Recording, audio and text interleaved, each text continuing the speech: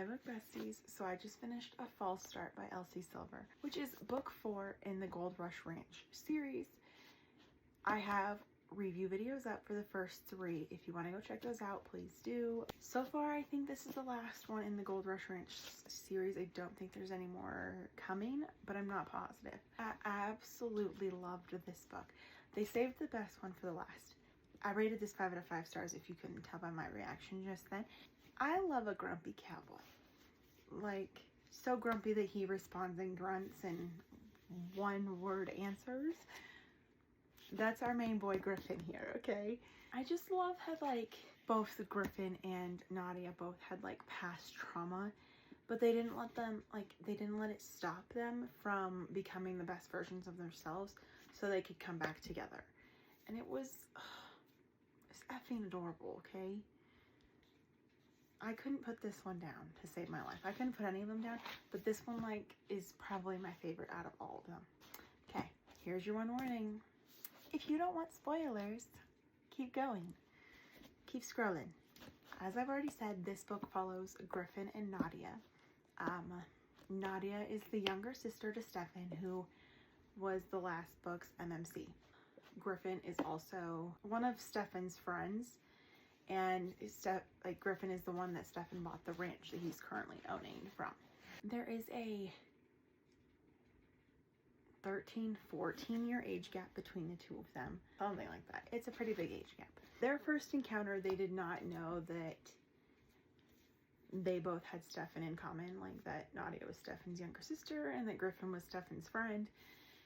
And they met at a bar, and considering that Griffin's an ex-alcoholic, that's kind of a random place for them to be meeting at.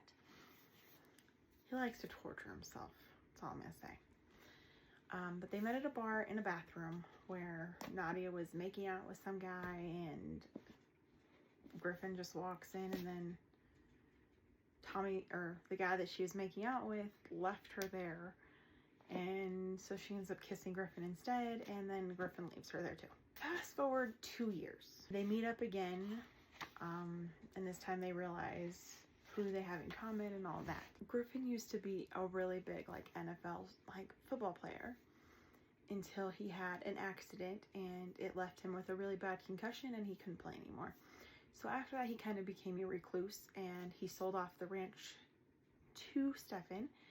And then he bought this little cabin up in the mountains and didn't talk, like, goes up there and just stays up there kind of thing until his friends need help, which is the case here, because I don't remember who ends up hiring him to train horses, but I think it's Billy, because she's pregnant with twins and she can't really do much. But he ends up coming and living on the ranch and being really close to, like, Nadia and, like, seeing Nadia every day.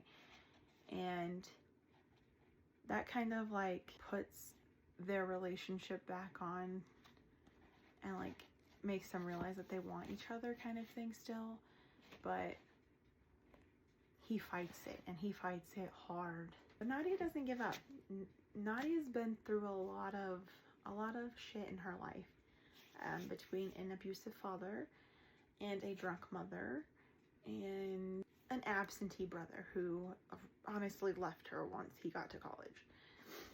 She forgives him. They're cool now, but still, she got left. Her whole thing this whole book is she doesn't want to end up like her mother, being reliant on a man and putting everything that you want on hold for a man. And so Nadia has these big dreams of she wants to go to vet school, and then she wants to do other things with her life, but she's afraid that Griffin's gonna get in the way of that. And Griffin has his own hang-ups because he's all, like, still married, which you don't find out until, like, effing 3/4 of the way into this book. Plus, he doesn't want Stefan to hate him, and he has a lot of emotional baggage from his past. And so they both they come together for a moment and they have their relationship, but then she realizes that they need to separate to work on themselves, so they're not using each other as crutches. And she tells him not to wait for him, or not to wait for her, and that this isn't goodbye forever, this is goodbye for now. Like, she was really mature in that moment, and, like, with everything that she's been through, like, I get it. Going through really shitty moments makes you grow up faster than you want, and that's life. Really good book. Oh my god. I'm sad it's over. Honestly, I want to continue with the whole series, but I'm trying not to rush Elsie Silver. If you have not read A False Start by Elsie Silver, definitely go check out the Gold Rush Ranch series. I would start with Off to the Races and then continue the series in order. If you don't, you're going to get a lot of spoilers that you probably don't want. And you're going to miss a lot of like the side characters in each book's stories. Definitely go check them out. Thank you for watching this video. I hope you guys enjoyed, and I will see you in the next one.